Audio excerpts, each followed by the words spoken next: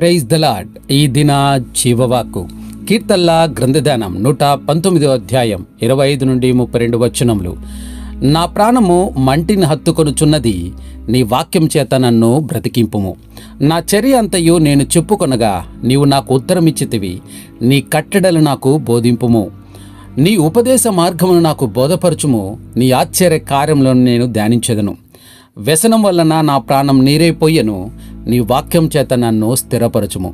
కపటపు నడత నాకు దూరం చేయుము. నీ ఉపదేశము నాకు దయచేయుము. సత్య మార్గమును నేను కోరుకొని ఉన్నాను. నీ న్యాయ విధులు నేను నా ఎదుట పెట్టుకొని ఉన్నాను. యెహోవా, నేను నీ శాసనం హత్తుకొని ఉన్నాను. నన్ను సిగ్గుపడనీయకము. నా హృదయమును నువ్వు విశాలపరచునప్పుడు నేను ఈ ఆజ్ఞల మార్గమున పరిగెత్తదను. హల్లెలూయా. ప్రియమైన దేవుని కుమారుడా, కుమార్తె, ఈ కీర్తనలోని 25, 37, 40, 88, 107, 149, 154, 156, 159 ఈ 9 వచనాలలో రచయిత తనను బ్రతికించవలసిందని దేవుని అడుగుతూ ఉన్నాడు. ఇలా అడగడంలో ఇది అతని దృష్టిలో ఎంత ప్రాముఖ్యమో, దీని అతడు ఎంత మనస్ఫూర్తిగా వెతుకుతున్నాడో అర్థమవుతున్నది. బ్రతికించాలని ప్రార్థించడం అంటే దాదాపు మరణ స్థితిలో తాను ఉన్నానని అనుకున్నాడన్నమాట. ఇది శారీరకంగా కొన ప్రాణంతో ఉన్నాడో లేక ఆధ్యాత్మికంగా నీరసించిన స్థితిలో ఉండి తిరిగి కోలుకోవలసిన స్థితిలో ఉన్నాడో చెప్పడం లేదు. హిబ్రూ పదం 2 విధాలుగా అర్థం చేసుకోవచ్చు. ఒకటి మాత్రం నిశ్చయం. తరచుగా విశ్వాసి ఆధ్యాత్మిక అనుభవంలో దేవునితో వినువీధుల్లోకి ఎగరాలని ఆశిస్తే తన కాళ్ళు బురదలో కూరుకుపోయి ఉన్నట్లు అనిపిస్తూ ఉంటుంది. ఇది ఆత్మ సంబంధంగా తనకు జీవస్థితి గాక మరణస్థితిలాగే అనిపిస్తుంది. దేవుడు విశ్వాసులను బ్రతికించడం ఎప్పుడు తన వాక్కు మూలంగానే. 26వ వచనంలో కీర్తనకారుడు తాను చేస్తున్నదేమిటో అతడు దేవునికి చెప్తున్నాడు. మనం దేవునితో మనసు విప్పి ఉన్నది ఉన్నట్టుగా ఒక చిన్న పిల్లవాడు ప్రేమగల తండ్రితో మాట్లాడినట్టు మాట్లాడాలని దేవుడు కోరుతున్నాడు. 27వ వచనంలో నీ ఉపదేశ మార్గం నాకు బోధపరచుము, నీ ఆశ్చర్యకాలం నేను ధ్యానించేదనని ప్రార్థిస్తున్నాడు కీర్తనకారుడు. ఈ వచనం దేవుని విధులను తెలుసుకోవాలని, వాటి గొప్పతనాన్ని అనుభవించాలనే కోరికను వ్యక్తం చేస్తుంది. ఇది దేవుని అద్భుత కార్యాలను తెలుసుకొని వాటిపై ధ్యానించే శ్రద్ధను చూపిస్తుంది. ఈ వచనంలో ఉన్న ముఖ్య సందేశం ఏమిటంటే, దేవుని మార్గాలను స్తుతిస్తూ వాటిపై లోతుగా ఆలోచించటమే మనకు ఎక్కువ జ్ఞానాన్ని ఇస్తుంది. దేవునిపై కృతజ్ఞతను భావాన్ని పెంచుతుంది. ఇక్కడ కీర్తనకారుడు దేవుని ఆశీర్వాదాల గురించి మరింతగా తెలుసుకోవాలని, వాటిని అనుభవించాలనే ఆతురతతో ఉన్నాడు. తనకు వచ్చిన బాధల కారణంగా తన హృదయం ఎంతో దుఃఖంతో నిండి ఉన్నది. ఈ సమయంలో కీర్తనకారుడు దేవునికి ప్రార్థిస్తూ దేవుణ్ణి వాక్కు చేత స్థిరపరచుమని కోరుతున్నాడు. అదే 28వ వచనంలో రాయబడి ఉన్నది. తనకు ఈ సమయంలో ఆదరణిచ్చే దేవుని మాటలే తప్ప మరేవి కావు. శత్రు వంటి లోకంలో తరచుగా విశ్వాసుల అనుభవం ఇదే. ఈ రచయిత ప్రార్థించినట్టు మనము తరచుగా ప్రార్థించవలసి వస్తుంది. 29వ వచనం గమనిస్తే కీర్తనకారుడు కపటంతో కానీ కపట దారులతో కానీ ఎలాంటి పొత్తు పెట్టుకోదలుచుకోలేదు.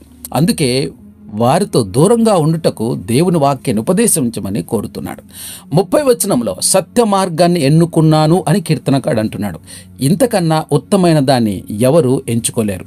సత్య మార్గం దేవుని వాక్కులో మాత్రమే వెల్లడేది. అక్కడ ఈ మార్గాన్ని చక్కగా చదును చేయటం, దారి చూపే గుర్తులు నాటడం, గమ్యము స్పష్టంగా నిర్దేశించడం జరిగింది. మనం సత్య మార్గంలో నడవకపోతే, నిజమైన వారం కాకపోతే ఇంకా కపట దారిలోనే ఉన్నామన్నమాట. అది నాశనానికి నడిపించే విశాలమైన దారి. 31వ వచనంలో యెహోవా, నేను ఈ శాసనం అంటు పెట్టుకుని ఉన్నాను, నాకు ఆశాభంగమేమీ కలగనీయకు అని రచయిత అంటున్నాడు. ఆశాభంగం కలగకుండా ఉండాలంటే మనం కూడా సత్యాన్ని, విధేయతను గట్టిగా కోరుకోవాలి. వాటిని జారు విడుచుకోకూడదు. దేవుని ఆజ్ఞలన్నిటిని పాటించటానికి, దేవుని ప్రతి మాటను ప్రేమించి తల వంచటానికి అవసరమైన విశాల హృదయం మనకు కావాలి. మన విధేయత వడిగా, తీవ్రంగా, సంపూర్ణంగా ఉండాలి కానీ నీరసంగా, సందేహపూర్వకంగా, నత్త నడకలాగా ఉండకూడదు. ఇలా ఉండాలంటే తన స్వశక్తి చాలునని రచయిత అనుకోలేదు. సత్య మార్గంలో తాను అలసట లేకుండా పరిగెత్తాలంటే తనలో దేవుడే ఆ పని జరిగించాలని అతనికి తెలుసు. ఈ పతిత లోకములో పవిత్రంగా నడుచుకోవాలంటే, జీవితయాత్ర ఆనందంగా ముగించాలంటే, దేవునికి ఇష్టమైన రీతిలో ఆయన సేవించగల సామర్థ్యం కావాలంటే మన బలము చాలదు. మన అల్ప బలానికి మారుగా దేవుని అమిత బలాన్ని పొందడం నేర్చుకోవాలి. విశ్వాసంతో దేవుని వైపు చూస్తేనే ఇది దొరుకుతుంది. మనలో మన కోసం మనం దేనైతే చేసుకోలేమో అది దేవుడే చెయ్యాలని ఆయన మీద నమ్మకం పెట్టుకోవడం మనం నేర్చుకోవాలి. దేవుడు కొద్ది వాక్యమును దీవించి ఆశీర్వదించునుగాక. ప్రార్థన చేసుకుందాం. మా ప్రియ పరలోకపు తండ్రి, ఇంతవరకు నీ వాక్యం ద్వారా మాతో మాట్లాడినందు బట్టి నీకు స్తోత్రములు ప్రభా.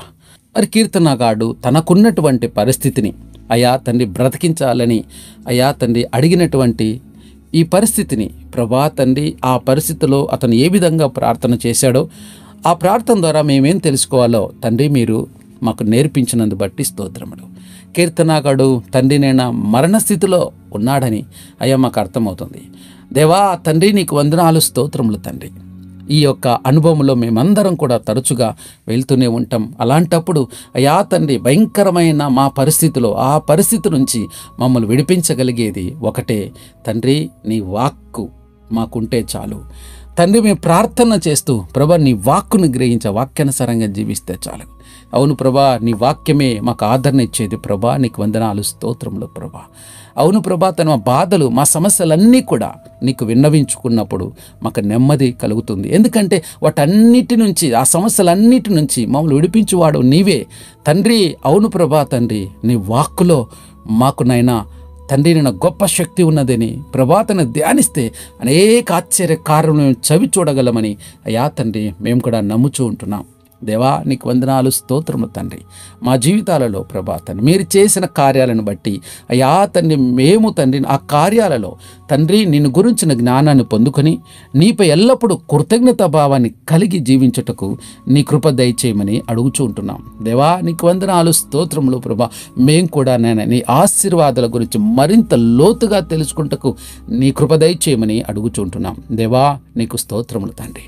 శత్రు వంటి లోకంలో ప్రభా తండ్రి మాకెదురయ్యే భయంకర పరిస్థితుల నుంచి మమ్మల్ని కాపాడమని అడుగుచున్నాం తండ్రి. దేవా నీకు స్తోత్రములు తండ్రి. అవును ప్రభా తండ్రి, మోసంతో కానీ మోసదారులతో కానీ ఎలాంటి స్నేహం పెట్టుకోకుండా, అవును ప్రభా దుష్ట సాంగత్యం మంచి నడవడిని చెరుపుతుంది కాబట్టి వాటి నుంచి దూరంగా ఉండేట్టుగా నీ కృప దయచేయమని అడుగుచున్నాం. దేవా నీకు వందనాలు స్తోత్రములు ప్రభా. అంతేకాకుండా ప్రభా సత్య మార్గంలో నడుస్తూ అయ్యా నువ్వు చూపించే మార్గం ఉన్నటువంటి కృప దయచేయమని అడుగుచూ ఉంటున్నాం. దేవా నీకు వందనాలు స్తోత్రములు ప్రభా తండ్రి. అవును ప్రభా, నీ శాసనములను అంటి పెట్టుకుంటే అయ్యా మా జీవితాలు ఎన్నడూ సిగ్గుపడం అని నమ్ముచూ ఉంటున్నాం. దేవా నీకు వందనాలు స్తోత్రములు ప్రభా. నీ వాక్యానికి విధేయత చూపిస్తూ అయ్యా తండ్రి నైనా నువ్వు చూపిన మార్గంలో నీకు ఇష్టమైన రీతిలో నేను సేవించే భాగ్యాన్ని సామర్థ్యమును మాకు దయచేయమని ప్రార్థన చేస్తూ ఉంటున్నాం. దేవా నీకు వందనాలు స్తోత్రములు. ఎందరైతే ఈ ప్రార్థనలు ఏకీభవిస్తున్నారో వారి జీవితాలలోనైనా ఏ సమస్యలు ఉన్నాయో నీకు తెలుసు నాయనా.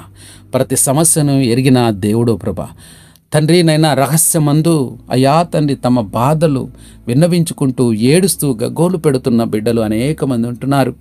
వారందరినీ ఆ ప్రమాదం నుంచి పరిస్థితుల నుంచి విడిపించండి. దేవా నీకు వందనాలు స్తోత్రములు తండ్రి. నైనా గర్భఫలం, ఉద్వేగం, యువాల కొరకు ఎదురు చూస్తున్న బిడ్డలు అనేక మంది ఉంటున్నారు. వారందరినీ అయ్యా అతని జ్ఞాపకం చేసుకున్న సమస్యల నుంచి విడిపించండి. దేవా నీకు వందనాలు స్తోత్రములు తండ్రి. అలాగే తండ్రి విరిగి నలిగిన హృదయాలను లక్ష్యపెట్టువాడవు కదా.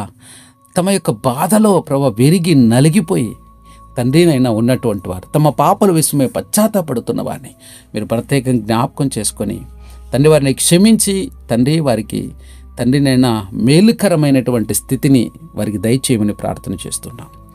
దేవా తండ్రి అంతేకాకుండా ప్రభా సంఘమును, సంఘ కాపరులను, సువార్థికులను, పరిచర్య చేస్తున్న వారిని నీ కృపాబలం, ఆత్బలం చేత నింపి నడిపించండి. అత్త సాక్షులవుతున్న ఆత్మలకు శాంతి, సమాధానం, వారి కుటుంబాలకు ఆదరణ, నెమ్మదిని అనుగ్రహించండి. కృంగిన వారిని లేవనెత్తండి, బలహీనను బలపరచుమని అడుగుచూ ఉంటున్నాం.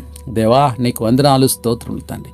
అంతేకాకుండా ప్రభా ఇదిగోనైనా తండ్రి మా దేశ అధికారులు జ్ఞాపకం చేసుకోండి, మా దేశ ప్రజలను జ్ఞాపకం చేసుకోండి. తన పరిపాలకులు చక్కని పరిపాలనించిన జ్ఞానంతో నింపమని అడుగుచూ ఉంటున్నాం తండ్రి. నీకు వందనాలు స్తోత్రములు తండ్రి. అంతేకాకుండా ప్రభా తండ్రి, ఇదిగో దిక్కులేని వారు, విధవరాండ్రు, కనీసం ఒక పూట కూడా తిండి దొరకక అలమటిస్తున్న పేద ప్రజలు ఉంటున్నారు. వారందరినీ కూడా ప్రత్యేకంగా జ్ఞాపకం చేసుకోమని అడుగుచూ ఉంటున్నాం. తండ్రి నీకు వందనాలు, స్తోత్రములు తండ్రి. మా ఆశ్రయ దుర్గమా, మా కోట, మా అండ, మా బలమా, మా రక్షణ శృంగమా, నీకు స్తోత్రములు తండ్రి. కృప చూపించండి. అంతేకాకుండా కోత విస్తారంగా ఉంది, పనివారి కొద్దిమందిగా ఉంటుండగా నిజమైన పనివారి నిమిత్తమే ప్రార్థన చేస్తున్నాం. సహాయం చేయండి ప్రభా, నీకు స్తోత్రాలు. జన్మదినాలు, వివాహ దినాలు జరుపుకున్న బిడలక జీవితాలు మీరిచ్చిన నూతన కిరీటాలను బట్టి నీకు స్తోత్రాలు ప్రభా తండ్రి. అలాగే నాయనా తండ్రి, జైల్లో మగ్గుతున్న వారిని జ్ఞాపకం చేసుకోండి. నానావిధ రోగుల చేత బాధపడుతున్న వారిని ముట్టండి, తాకండి, స్వస్థపరచండి. దయ్యముల చేత, దురాత్మల చేత పెనుబడుతున్న వారిని విడిపించమని అడుగుతున్నాం. మానసికమైన ఒత్తిళ్ళ నుంచి, అయా అప్పులని కాడలు విరగొట్టమని అడుగుతున్నాం. వాటి నుంచి విడిపించమని అడుగుచుంటున్నాం తండ్రి. ఈ దినం ఎంతమంది అయితే వారి ప్రయాణాలు ఉంటారో ప్రయాణాలు సురక్షితం చేయండి. క్షేమకరణ ప్రయాణ భద్రతను వారి అందరికీ దయచేయమని అడుగుచుంటున్నాం. కృప చూపండి, సహాయం చేయండి దేవా. సమస్తము ప్రభా నీ పాదాల చింత పెడుతున్నా, మమ్మల్ని తగ్గించుకుంటా నేను మాత్రమే చేస్తూ ఈయనపల మా ప్రభు రక్షణ యేసుక్రీస్తు నామములో అడిగి ప్రార్థిస్తున్నాం తండ్రి. ఆమేన్, ఆమేన్, ఆమేన్.